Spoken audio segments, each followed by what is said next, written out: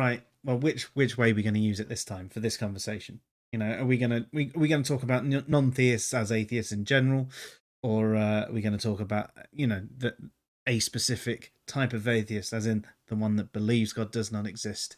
And you're right about the preferences things. I mean, for me, I think I like clear and precise language.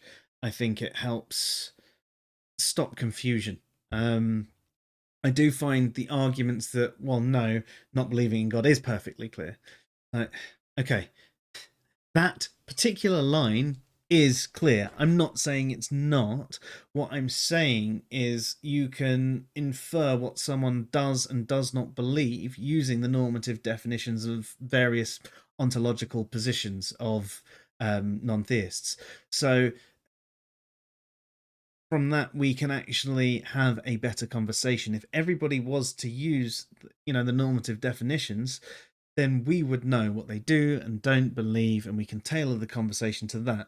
Whereas if you're conflating all forms of non-theists with atheists, all you know is that they lack belief in gods. You don't know anything else about what they do believe and what their position is. Why do they lack belief in gods? Now, you won't necessarily know all the reasons why they lack belief, but if we think about someone who's agnostic, you instantly know that they think that all the arguments for God and claims are incoherent and nonsensical, so therefore considering God is meaningless. Their lack of belief is completely different to, say, an agnostic that is suspending judgment because they can't make up their mind one way or another, or an atheist who just doesn't really care, so hasn't considered it, and that's why they're lacking belief. Or the normative definition of atheist. They do lack belief, yes, but they also believe gods do not exist. And here we've got a lot clearer position. We can use a single word to go that. You have to have so many more questions asked if you just conflate all forms of non-theist as atheist.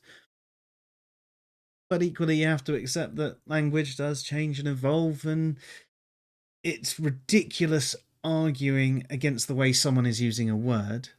The only time I will get involved in that conversation is that only. Atheism is only this, not only that. That is the way you use it. That is the way many on the internet are using it these days. But that is not the normative use. That is not the only use. Yes, it is. Yeah. It kind of makes you wish that there was a thing on laptops where you could send a signal and a hammer would come out and hit the person at the other end. That'd be hilarious. It's just one of those squeaky hammers the kids had. So you go,